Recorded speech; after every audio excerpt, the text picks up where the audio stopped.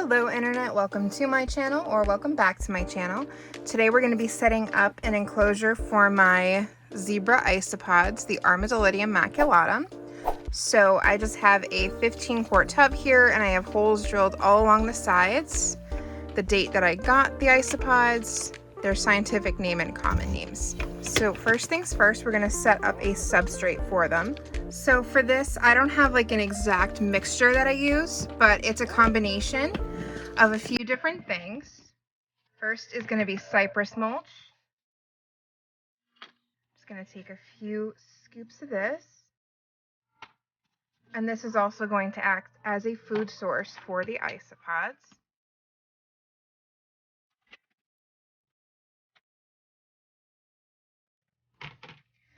Next, I'm going to add some biodegradables. So there's a couple different types of leaf litter in here, and this paperback bark that I get from the Biodude, which I absolutely love, and my isopods love it.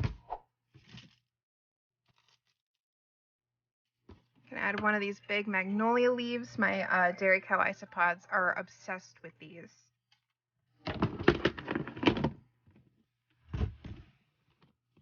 What I'm adding now is Scott's Organic topsoil. So I'm going to add a bunch of this in there, and that's going to be their primary substrate. This is made of decaying leaf matter, woods, and compost. All organic, pesticide-free. You want to make sure anything you're putting into an enclosure with them has these properties, as you don't want to kill off your isopods with toxic chemicals. This reminds me of that Pirates of the Caribbean thing where it's like, I got a jar of dirt.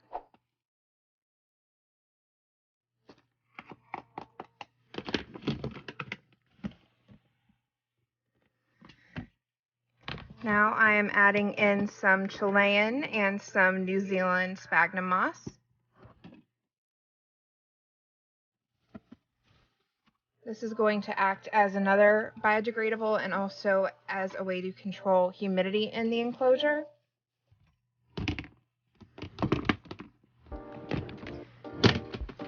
Now I'm adding in some fir bark, or reptibark as you see it packaged. It's just little chunks of wood, and this is another food source for the isopods.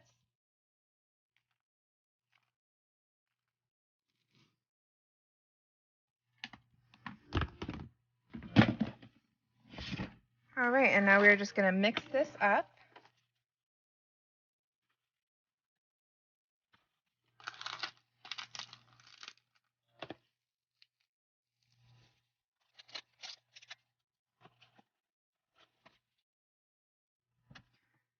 So this is what my mixture looks like when it's all done. Now I'm going to toss in one of these half logs as a hide for them, and also another source of food, because this will break down over time and they will eat it. And I kind of like to half bury it. I'm also going to add a chunk of cork bark. My other isopods absolutely love cork bark, so I always make sure I keep a piece in there. Now I'm going to add in some springtails and charcoal to help with the cleanup, and just to keep everything nice and clean for our little buddies.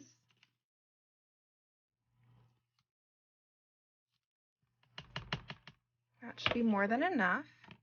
I'm going to mix that in.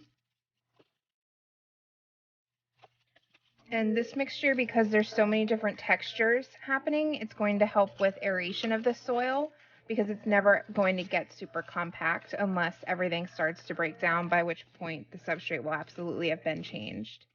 So now we're going to add in our culture. I purchased this on August 7th, so it's been in here for quite a while. And I purchased, I think there were 12 of them for $20, and they've already started breeding. So definitely a good investment. So in here, it comes with the substrate that they were shipped in on, which was these oak pellets. And I also have a piece of carrot and then a few pieces of cuttle bone. This just helps with the calcium intake for them, and it just adds some more nutrients into the soil. There's also reptisoil, some sand, charcoal, more springtails, and things like that already in here. So I'm just going to kind of dump these guys in. Sorry, little dudes. And that's it. They're in their new home. So now I'm going to talk about what I feed these guys. So let me go grab that food and I will be right back. The food! Okay, so on to what we're going to be feeding them. So I did just feed everybody yesterday, so they're not actually going to be getting any extra.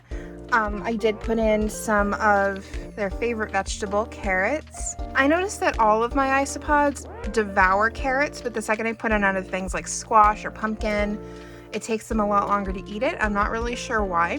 Yeah, they go absolutely nuts for carrots. So that's in there from yesterday, so I'll probably be taking that out either tonight or tomorrow. Another thing I feed them, this is a staple, is the Supreme Isopod chow from Supreme Gecko.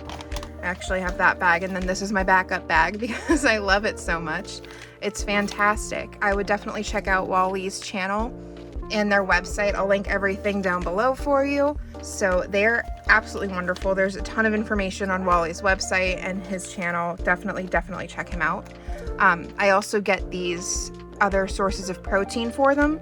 So this past order, I got mealworms, I got prawns, and I got these freeze-dried fish. I was getting like cat and dog treat freeze-dried fish, but I think I'm gonna start just buying everything from Wally, so it's a one-stop shop for me. Once they're in enclosures, in like my bioactive setups, not necessarily the maculatum, but other isopods, I use the Josh's Frogs Cleanup Crew cuisine.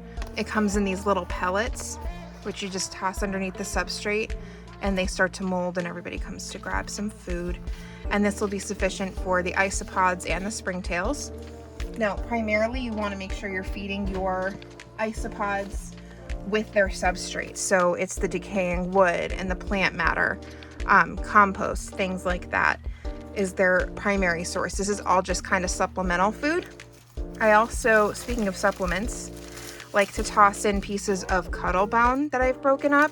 So they have one piece. I'm just going to add a fresher one in here as well, since it's a lot more substrate for them.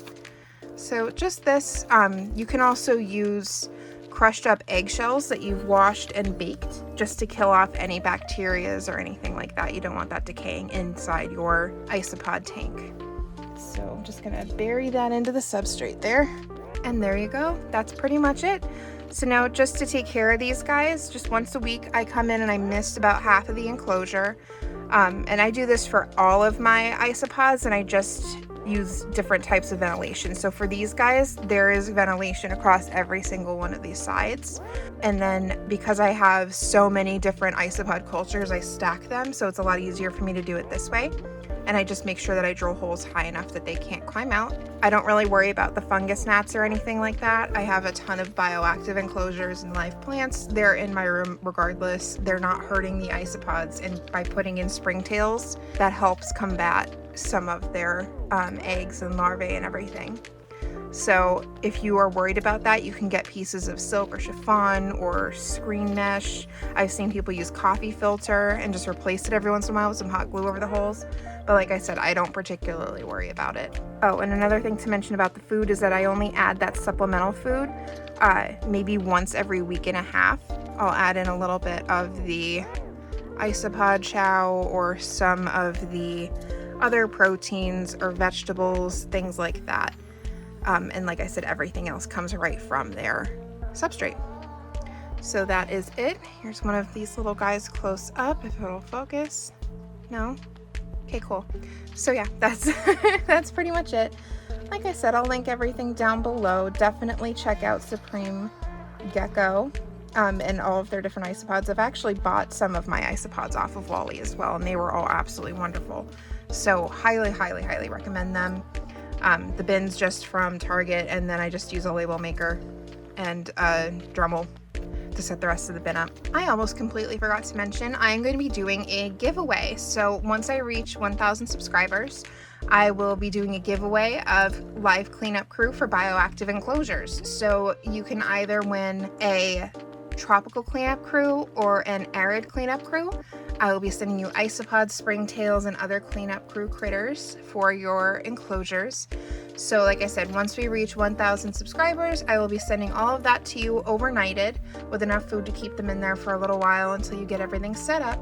So If you want to have that happen, make sure you share these videos with your friends or other people you think would want to subscribe, and I will get in touch with you guys again soon once we reach that goal, and then we'll go from there about how to enter and everything. Okay, if you guys have any questions, you know the drill, comment down below. I also leave my email down below if you're not comfortable commenting publicly. You can shoot me an email. I have my Instagram and everything else on there as well, so you can DM me there, whatever you feel like doing. All right, we'll catch you in the next one. Bye.